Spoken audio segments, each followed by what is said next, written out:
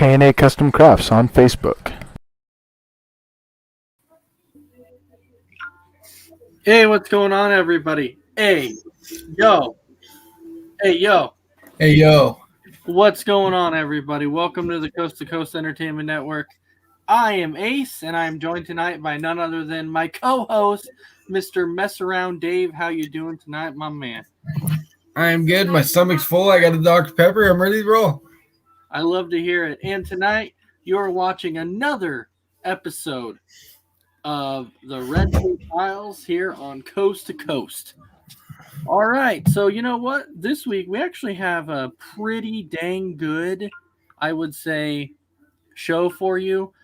Tonight we came up, we really kind of searched around for this, so Mess Around tonight, I'll let you introduce who we have for them tonight. Yeah, we're going to do a case about the disappearance of these twin girls, the disappearance of Danette and Jeanette Milberg. Yeah, so with this one, when you look at this one, they actually had, when you actually look at different evidence levels on this one. So first things first, let's start out with this. You know, when we look at this case in general, they were 15 years old when they disappeared. The evidence on this one, like when I was reading the evidence over this one, I found this evidence on this one really, really strange. Like very, very strange. Yeah, there's so much going on with this one. There's a lot to unpack. So before we actually start with the evidence, Messer, why don't you go ahead and give me your first initial thoughts of when you were going through this evidence? So these girls, they disappeared on March 18th, 1990. They were 15 years old. They were only 3 years older than I was at the time. And when they opened the investigation, they misspelled their name. They called them Mel Brooks instead of Mel. Yeah. And Jeanette's middle name was often given as Latricia, which wasn't correct. I'm not sure what her real middle name was because it didn't really give that. But they were last seen by a gas station clerk at the Pump and Shop gas station. And the case was closed in 91 and reopened in 2013. Really strange that the way the case unfolded and everything. Yeah, it's I'm telling you, like with this evidence, when I started reading this, and the disappearances go as far as the last person that spotted him, exactly like you said, was at a gas station. Now, what's weird about it is a lot of times when somebody disappears, it often ends up being something like, you know, somebody spotted him at a gas station, somebody spotted him at some kind of grocery store, or something along the lines of that. My thing is when I'm thinking about this, you have two 15-year-olds.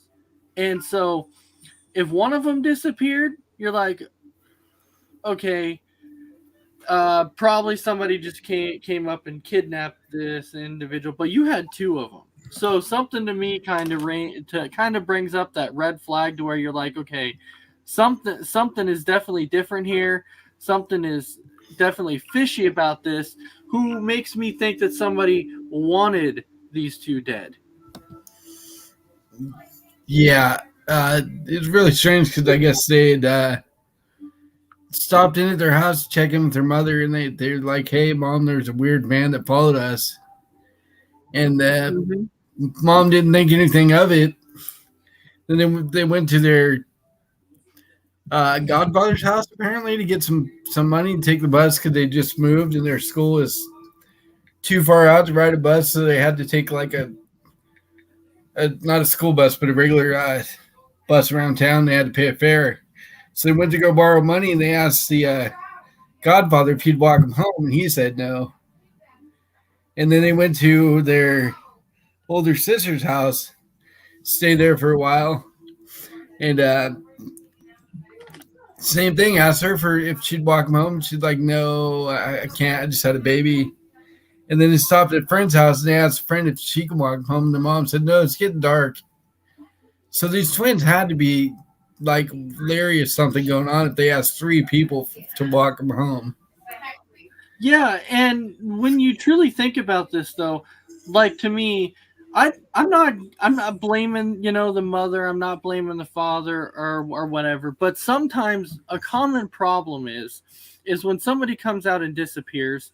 A very common problem is that they're not taken seriously enough when somebody's like, "I'm being followed." When you think about it, Yeah. people don't always take it on like a serious thing.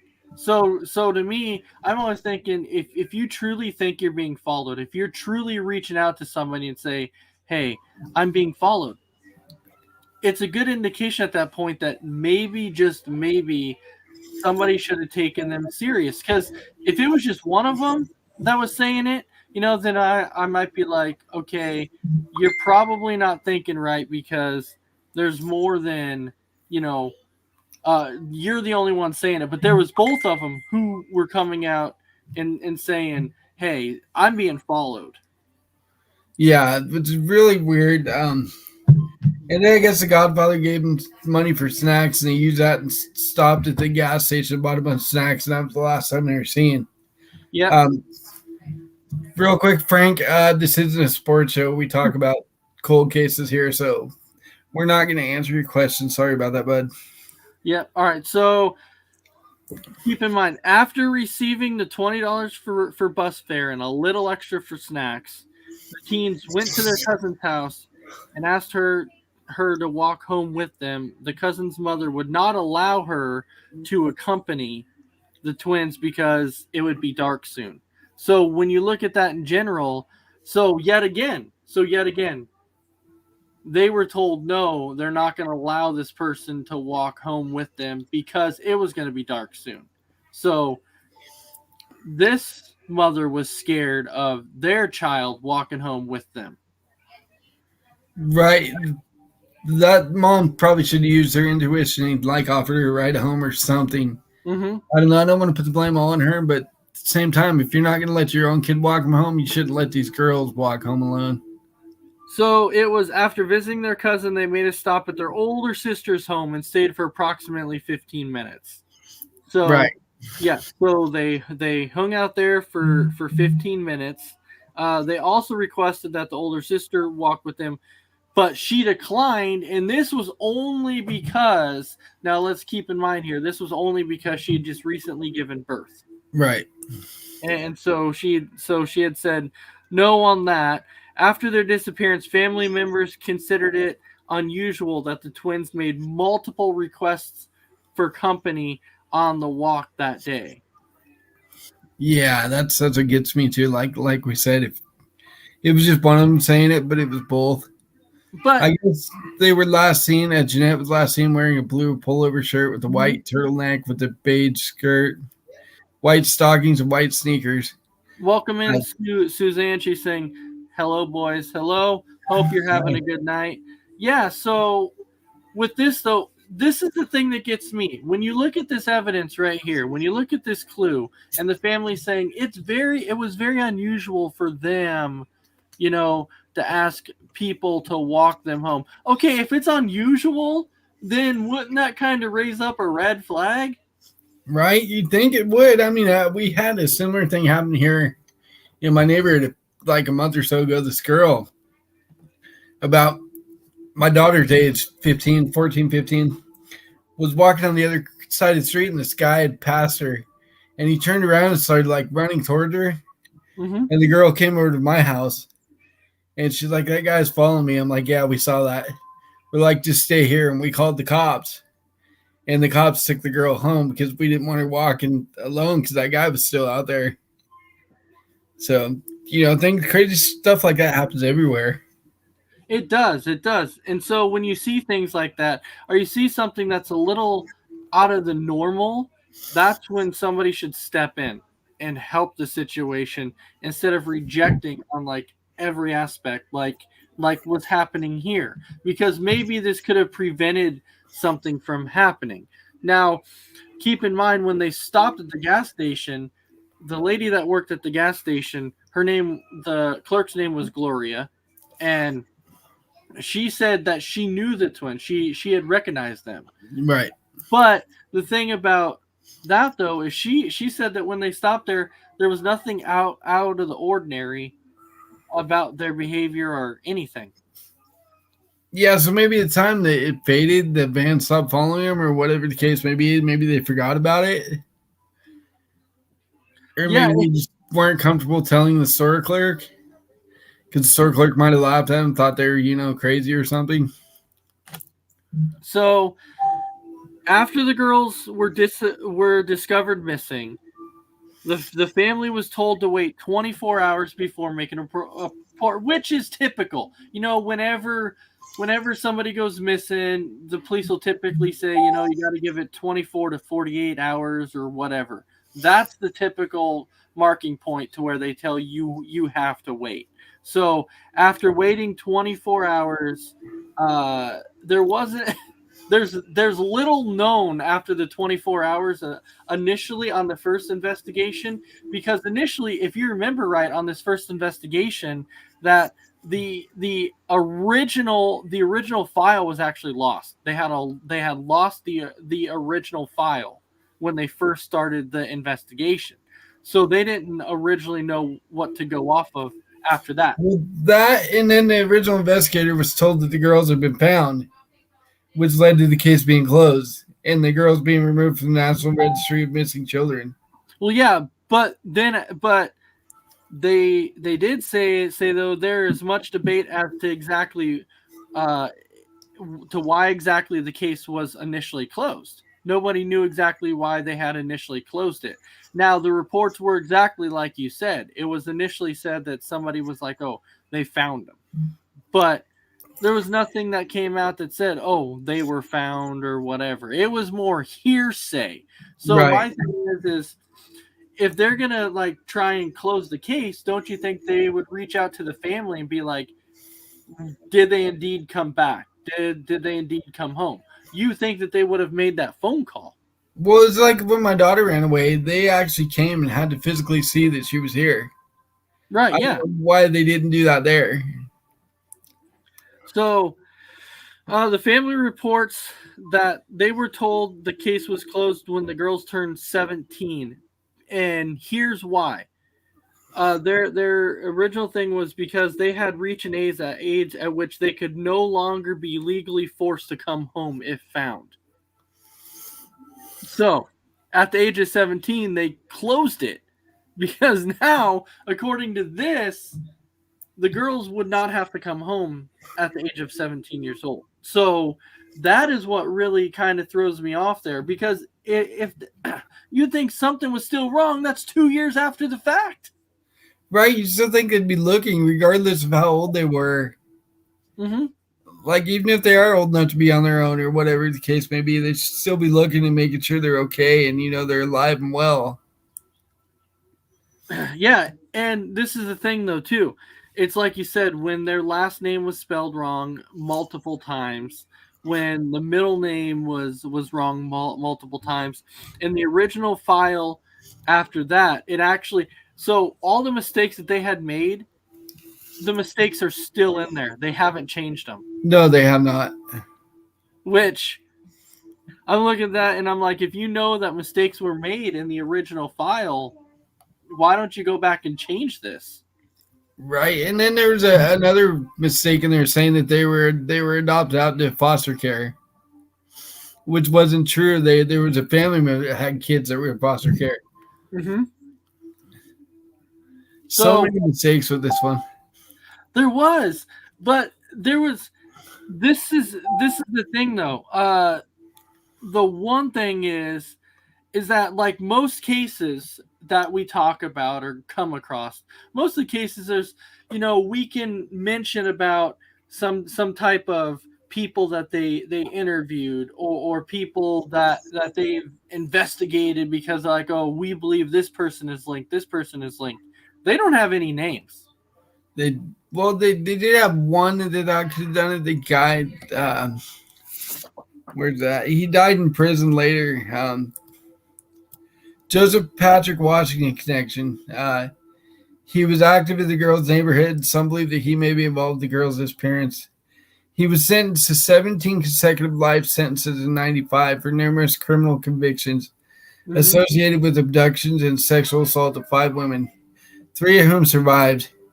He faced the death penalty in the murder of Marilyn Denise Kelly and was suspected in the murder of Loretta Dukes, but died in 99 before the trial started. Yeah, yeah. So the case closed in 1991, but it reopened. It reopened in 2013, and so since it reopened in 2013, and that was only because the family was very, very constant and consistent about trying to open up the case again. Had they not been consistent and constant about it, I don't know if the case would have been opened back up. And so, you know what? I get it. You know, it's not a knock on police or anything like that. I'm not knocking on them because, you know, I completely get how tough. I'm sure this is tough at times. You know, you're trying to find evidence. You can't always find it. You're trying to do whatever you can, and you're coming up with nothing because, A, nobody's talking. Because you would think somebody had to see something. Right, and then the last time they were seen was at the grocery or the gas station, so nobody knows their whereabouts after that. And like I said, nobody saw anything, nobody's talking. If they did, they're not saying anything. So it's a really tough one for them to kind of find any real true evidence to go off of. So media releases, the sheriff was quoted as thinking, "We think a terrible injustice has been done for the last 20 years, which helped to fuel interest in the new investigation." So they had a new sheriff when the case was getting reopened. He's the one who came out and said, "I think a terrible injustice had been done," because he felt like there wasn't enough done in the first initial investigation. Right. And he's probably right. There probably wasn't like there's all those kinds of mistakes that were made, the foster care thing, the them being found and they weren't, and you know, stuff we already mentioned. But they found some remains in Aiken County in 90. What was it? Let me pull it up here. 93. Yeah, but if I remember right, it didn't match. The DNA didn't match. The family was told it was neither of the twins. Yeah. And they weren't given a reason why. The coroner's office reportedly has plans to compare DNA. Well, yeah, because in 2017, when the new sheriff went to meet with the family, he requested some DNA from the family. He had requested it and said, "Hey, I need this DNA. I need to try and match it up." But apparently, you know, it wasn't a match or whatever. And because the report I read, it didn't say if it matched or not. It just said that they had plans to compare. Yeah, they compared it, and according to what it said, that it was not a match. As of 2019, though, it is actually unclear if the case is actually continuing to be investigated. So, to this current day, we have no idea if it's actually being investigated currently or not. There is a current podcast, though, that's out there that is called The Fall Line, and it has actually taken an active role in the search for Danette and Jeanette and helped raise a $10,000 reward. So there is a $10,000. So congratulations to you guys for doing that. Like, that really that might actually inspire people to speak up or even go out there and help. And so just by this alone, by us talking about this, I really hope that this might inspire somebody to speak up if they know something, to say something, or if they saw something. Now, I know it could be a long shot because this was back in 91. I get it. But, well, actually, 89, I do believe, if I remember right. I think you're right. The first time it was 91. Yeah, it was 90. March 18th, 1990. Yeah, 90, yeah. Is actually when it was. So, but yes, that skeletal remains that you were talking about, they have it as Jane Doe currently. But this is what the family says. So the family, so going back to the skeletal remains for a second, because the family strongly believes that facial reconstructions of these remains resemble and could be Jeanette. So they actually believe that the skeletal remains resemble her. So you would think that if they found a skeletal remains of one, you think they would find the second one. Unless the murderer was smart enough to dump them in different locations. Which, since the one's in one spot without the other, it's probably what happened. You know what, though? And that could make sense, because he might be thinking, well, if I dump them both here, then obviously they're going to know, because there's two skeletal remains here.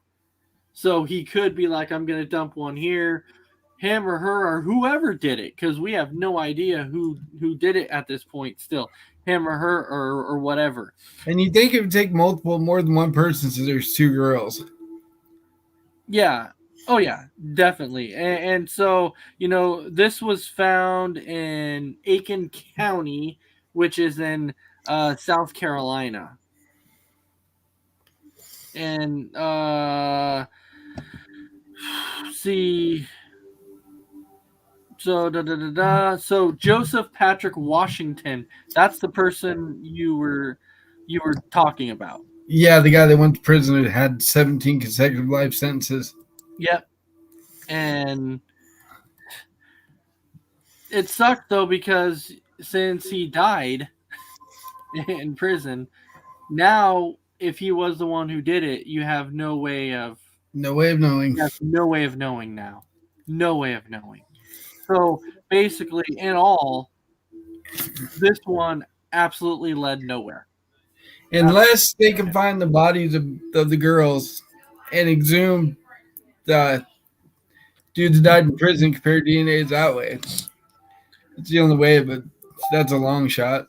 Well, my thinking is this. So my thinking is, since they found the one skeletal remains, and apparently they've matched it up, and it didn't match the body of Jeanette, which the family thought it did.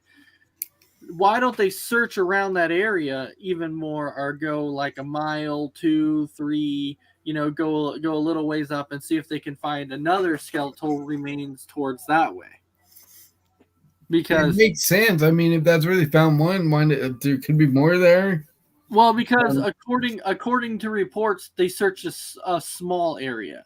They search a very small area to see if they found any more. But if you search a small area, if you found one, obviously it's like we said, the killer is probably not going to stick both the bodies in that same area, because he's going to be like, well, they're going to know it was the twins and they're dead now. So they're going to so you would definitely think that he would spread them out over a wide range. Now, I don't know if you heard this one, though, about the whole thing about, they were actually saying that potentially maybe one of the sisters were actually involved in the other sister's disappearance. Then where's the other sister that survived? That's the thing. They're saying maybe the twin sister wanted to get rid of the other twin. And so she had some kind of disappearance. That's why that one body was found and not the other one. But I'm like, no, I'm not buying that story at all. I'm not buying it. I'm not either, because they were fraternal twins, and twins are usually very, very close, and they usually get along pretty well, and they thrive off each other, and I don't see that. And from what I read, they were really close, and they got along really well, so I don't see that being the case. Yeah, that's what I was thinking though too. Now keep in mind, they had 8 siblings. So that's a big household. Yeah, they had 8 siblings. Yeah, who knows? I mean, the twins. It could very well have been one got rid of the other and ran off to join the circus, or ran away with a lover, boyfriend, young boyfriend. You never know. I know. So, in mind, when you really think about this, so before we go ahead and wrap up the show because we're almost there, what are your final thoughts on this case? Do you believe that one of the sisters was involved? Do you believe that it was this Washington guy involved, or what's your final theory on this case? I don't know. My thoughts are it's been so long and so many years. This case might be unsolved forever because there's just not enough to go on. They messed up so many times in reports. They closed it like soon after it began because they believed that they were found. Then they had to reopen it, so that gives the killer, runaways or whatever the case may be, more time to get away. And I just don't think this one's ever going to be solved, truly. I'm with you on that. I don't think it will be solved. Maybe with more, because you got to think now. We've come a long ways with technology and medical examinations and stuff like that. So maybe when they said they matched up this DNA and it didn't work, maybe they can look at this now and come out even further now, since it's 2022, and revisit those skeletal remains again and match it up with DNA, because they went back to the family and got some DNA from the family also. So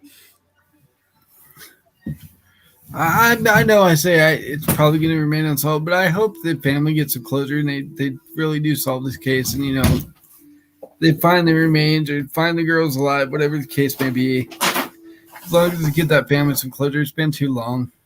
Yep, I'm right there with you. So I'm really hoping they do get some closure with the way this case has been. It's certainly not looking like it, but I'm really hoping they do. But I wish that we had some kind of like enhancement video that we could show you to what they would look like now. But we have nothing. They haven't even put a picture out of supposedly what they would look like now. So No. if we had that, so we could show all of our viewers, so you could keep an eye out. We wouldn't even know where to start looking. So, with this, I really hope that, all these clues and all this evidence that we have given you, which, very limited, very, very limited. I'm sorry about that.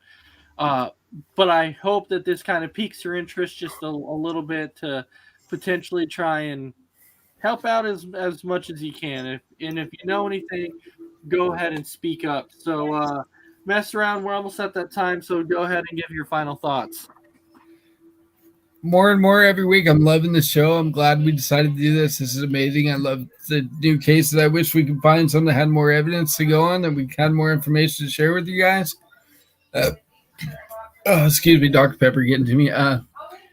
Maybe eventually down the road we'll find some cases that have more information. Just keep commenting and watching us, and thanks for your support. Absolutely. So thank you all very, very much for watching. You can catch us next week, actually, on another episode of the Coast to Coast Red Tape Files. If anybody wants to hop on at any point and guest appear on the show, I know we've had a few people who have reached out and asked to, and that's fine. Just as long as you come with your facts and everything and don't say stuff that's actually not true out there. Make sure that you know your facts. So with that, I really hope everybody enjoyed this show, and you will be able to catch us next week for another show of the Coast to Coast Entertainment Network Red Tape Files. So with that, everybody have a fantastic night, and we will see you next week.